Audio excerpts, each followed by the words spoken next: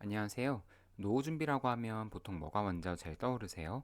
이 영상에서는 내 인생의 마지막 순간을 어디서 어떻게 보낼 것인가에 대한 질문에 답을 내려보려고 합니다. 왜 이 이야기가 중요한지 숫자로 먼저 보여드릴게요. 지난해 연명의료를 중단한 환자가 8만 1천여 명이었습니다. 절대 적지 않은 숫자죠. 근데 그 중에서 호스피스를 통해서 편안하게 임종하신 분은 2만 3천여 명, 29% 정도밖에 되지 않아요. 나머지 71% 5만 7천여 명은 어떻게 되셨을까요? 요양병원과 집, 응급실을 이리저리 옮겨 다니다가 돌아가셨습니다. 이게 바로 임종 난민이라는 표현이 나온 이유입니다.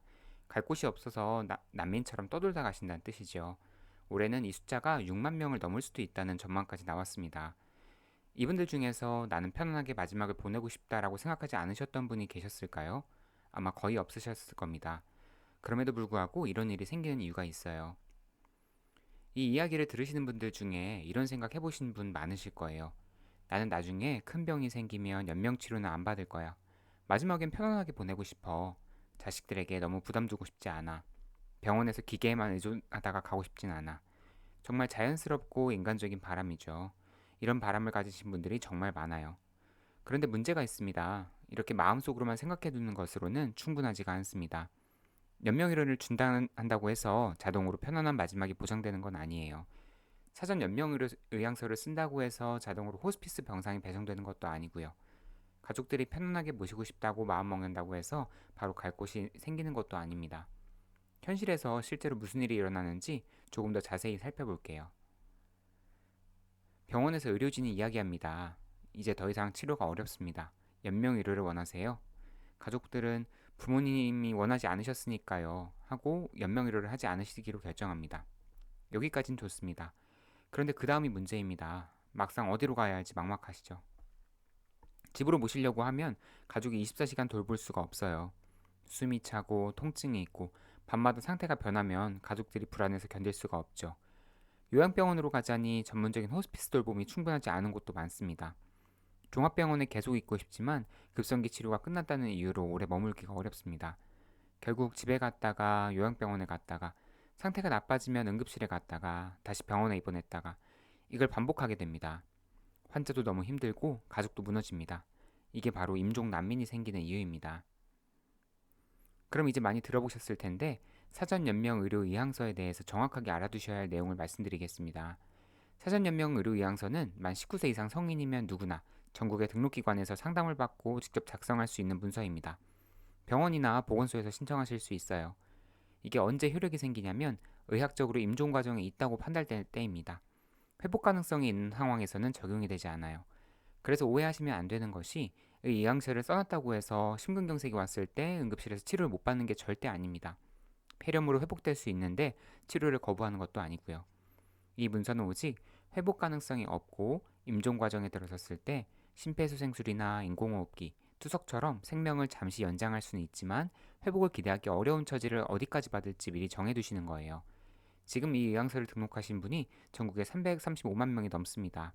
많은 분들이 이미 관심을 갖고 실천하고 계신 거죠. 아주 중요한 이야기를 하나 드릴게요. 많은 분들이 나는 연명의를 원하지 않는다고 결정하시면 마지막을 편안하게 보낼 준비가 된 것이라고 생각하세요. 그런데 이 두 가지는 전혀 다른 문제입니다. 왼쪽에 있는 연명의료 중단은 의료적인 결정입니다. 어떤 치료를 받을 것인가의 문제죠. 사전 연명의료 의향서나 연명의료계획서로 준비하실 수 있어요. 오른쪽 편안한 마지막 장소는 돌봄의 문제입니다.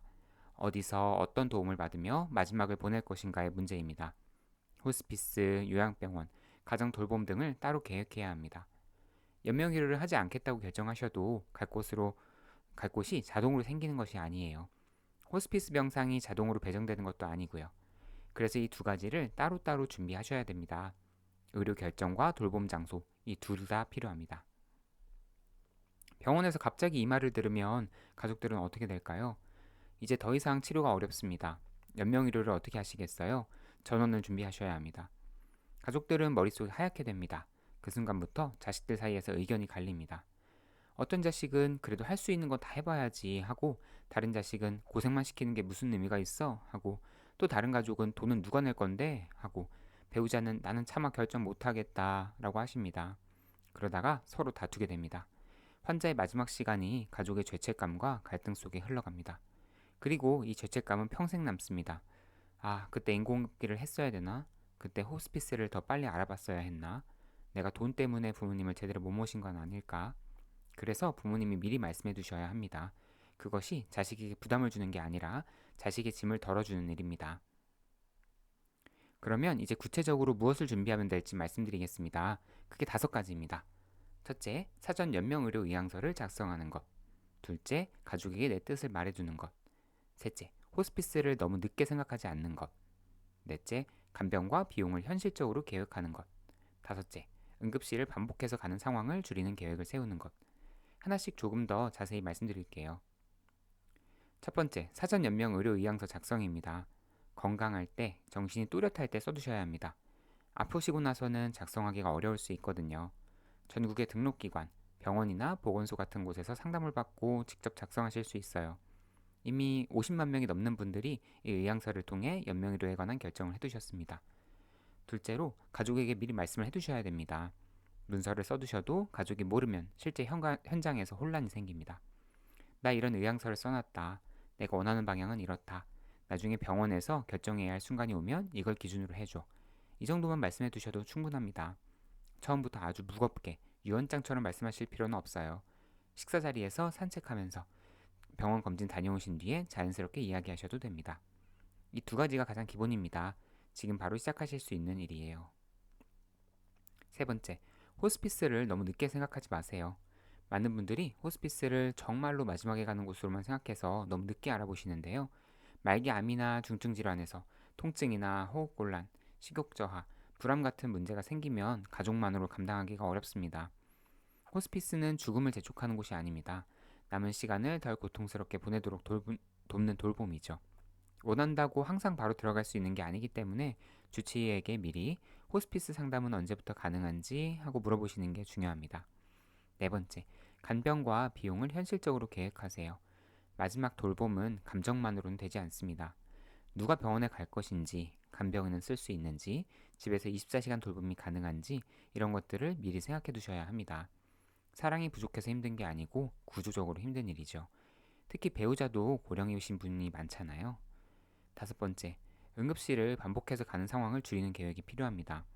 상황이 나빠질 때마다 119를 부르고 응급실로 가면 마지막 시간이 이동과 대기와 불안으로만 채워질 수 있습니다. 미리 의료진과 어떤 상황에서 응급실에 가야 하는지, 어떤 상황에서 담당 의료진에게 먼저 연락할 수 있는지 상의해 두세요. 오늘 이야기의 핵심을 정리해 드리겠습니다. 노후 준비는 통장 잔고만 준비하는 것이 아닙니다. 돈이 있어도 마지막 돌봄의 계획이 없으면 가족이 흔들립니다. 자식이 있어도 부모의 뜻을 모르면 자식이 죄책감을 떠안습니다. 연명의료를 원하지 않는다고 생각만 해두면 현장에서 실현되기가 어렵습니다. 그래서 지금 건강하실 때 내 마지막 의료 결정을 문서로 남겨두시고 가족에게 말씀해두시고 돌봄 장소와 간병 방식을 함께 의논해두시는 것이 필요합니다. 내 마지막을 준비한다는 건 삶을 포기하는 것이 아닙니다. 마지막까지 내 삶의 주인이 되겠다는 뜻이죠. 그리고 자식에게 남길 수 있는 가장 큰 배려 중 하나는 돈보다 집보다 마지막 순간에 내가 무엇을 원하는지 분명히 알려주시는 것일 수 있습니다. 오늘 이 이야기를 불편하다고 피하지 마시고 한 번쯤 가족과 함께 이야기 나눠보시면 좋겠습니다. 죽음을 미리 이야기하는 것은 불효도 아니고 불길한 일도 아닙니다. 오히려 남은 삶을 더 단단하게 만드는 일입니다. 감사합니다.